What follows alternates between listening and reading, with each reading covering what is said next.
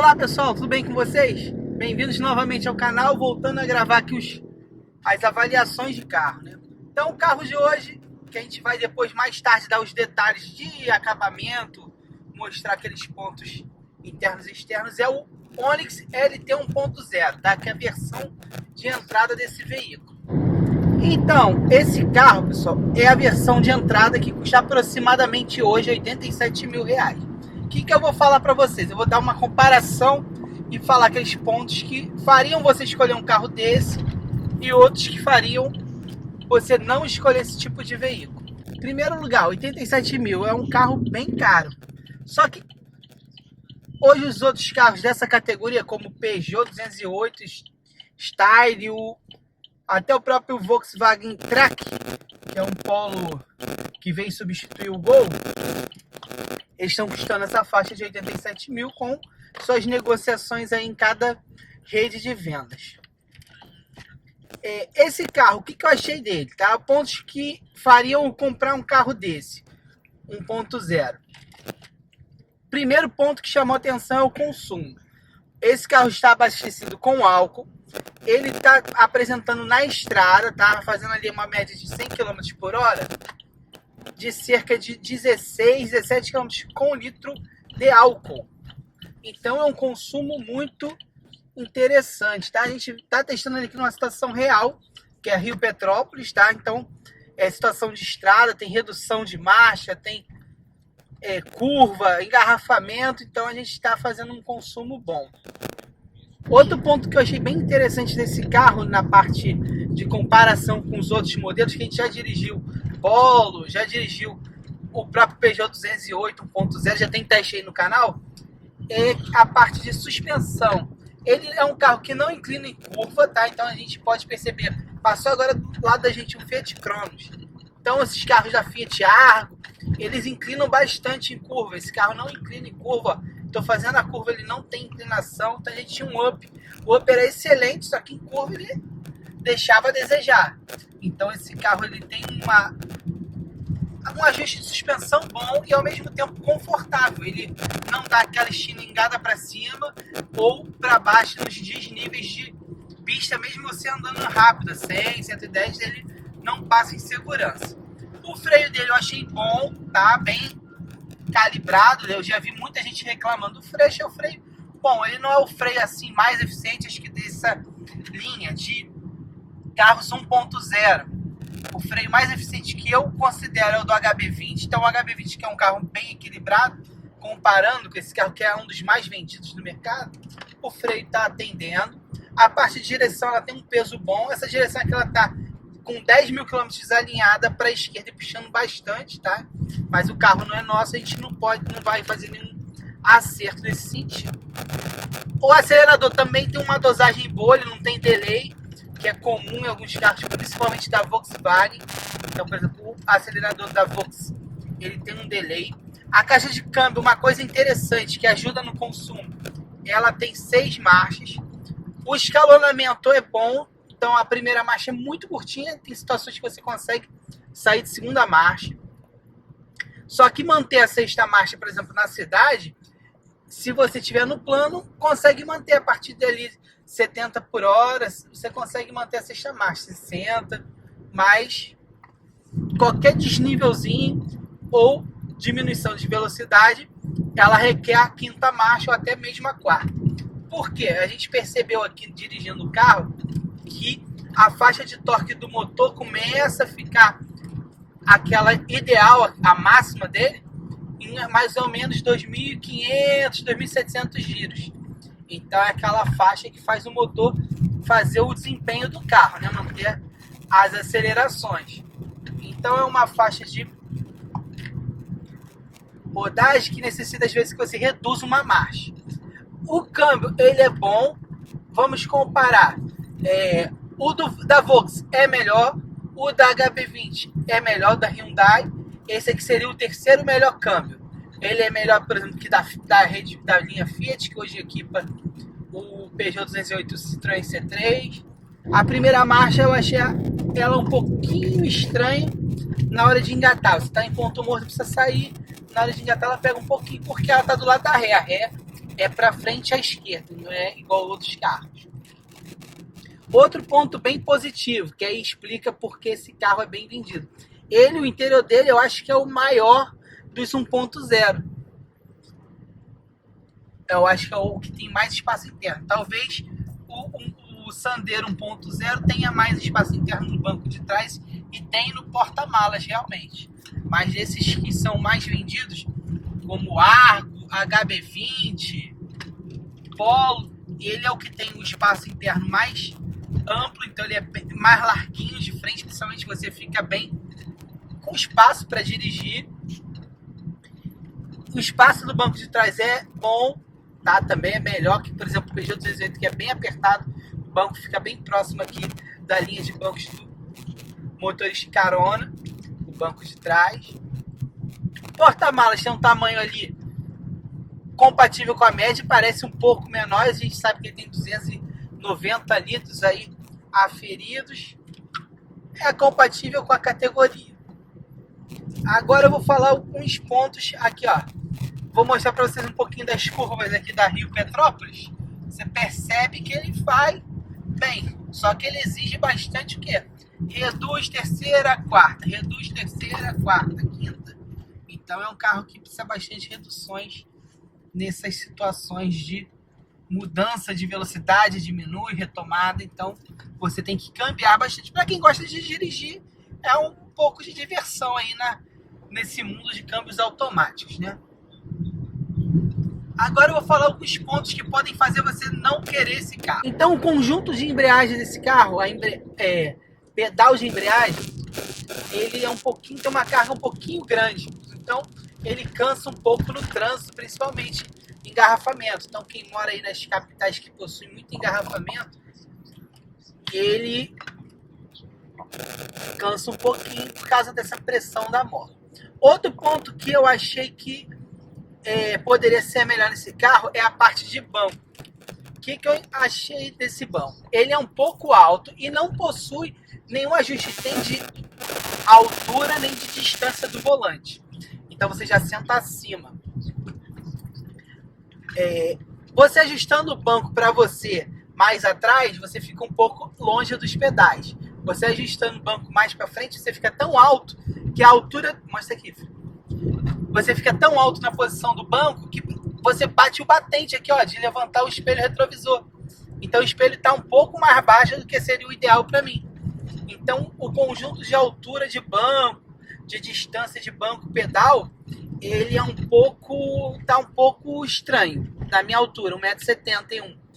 Tá um pouquinho estranho. Minha esposa dirigiu o carro também e ela achou também a mesma coisa. Teve um pouco de dificuldade nesse ajuste de ergonomia, altura de banco, distância de volante, braços, etc. Outro ponto que eu achei, se a pessoa tiver um pouquinho mais de peso ou as costas um pouco mais largas, o banco ele vai estreitando na parte superior. Quando a gente mostrar os detalhes, eu filmo melhor isso aí. A parte também do banco ainda.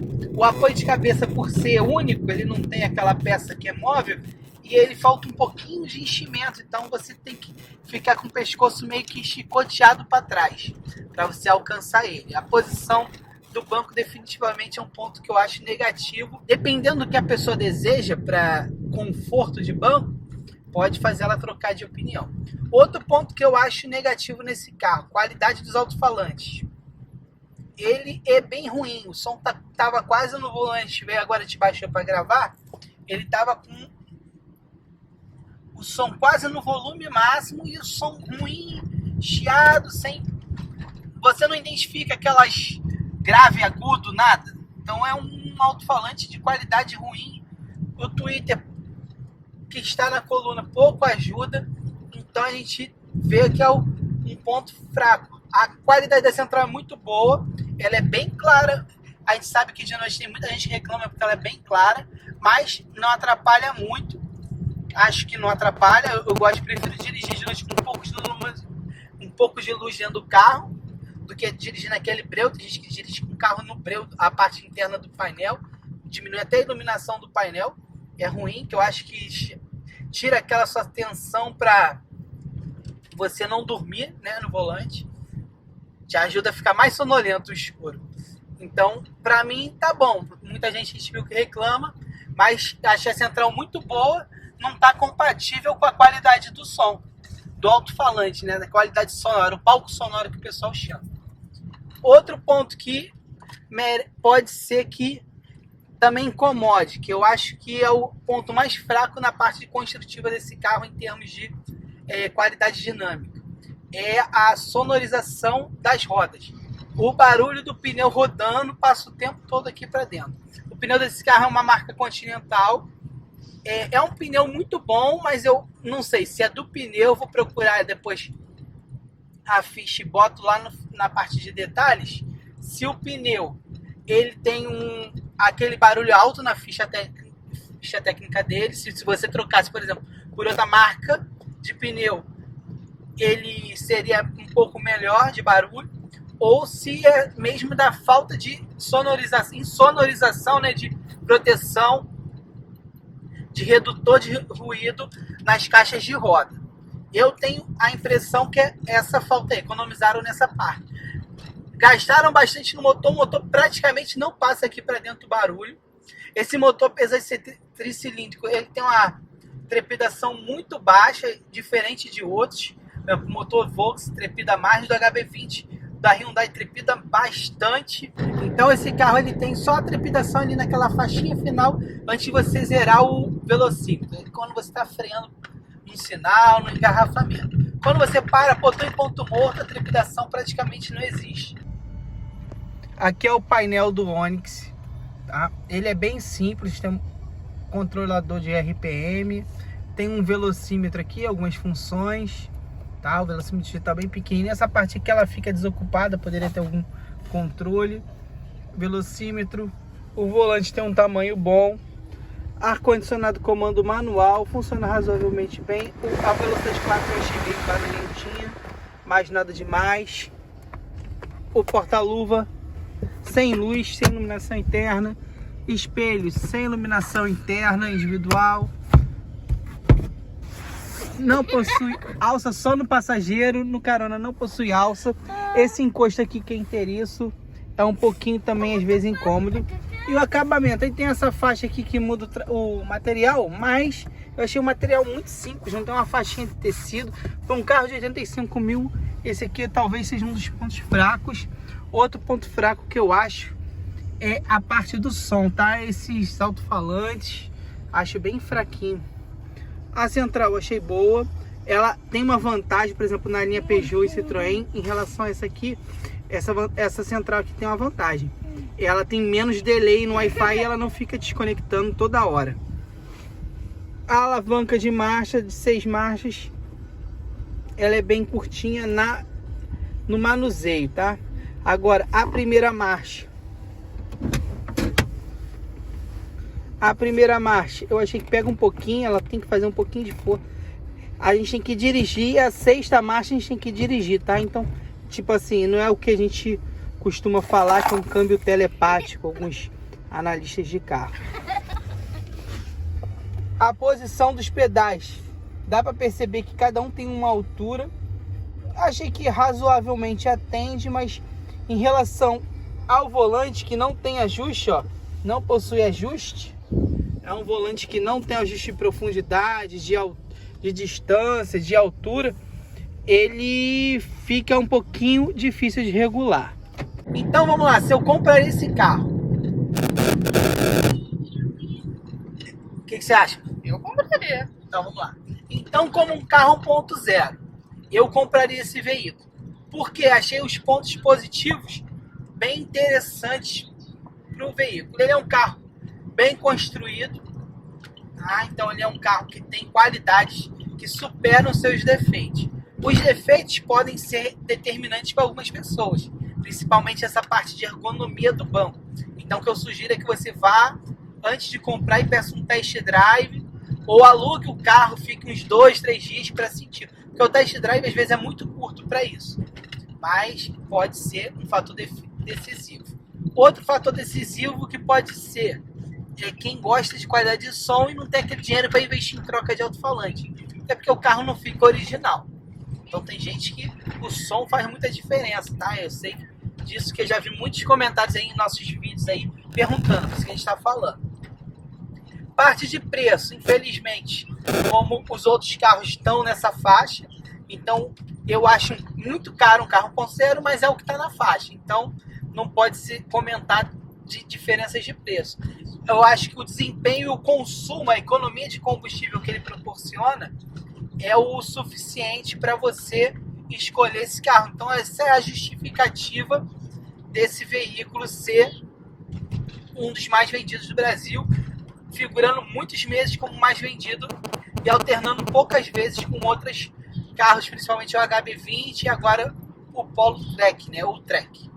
Então é isso, pessoal. Se você curte esse nosso tipo de avaliação, que compara carros, mostra os pontos que podem fazer você comprar um veículo desse ou não, se inscreve no canal, fica com a gente, nos acompanha. Até a próxima. Tchau.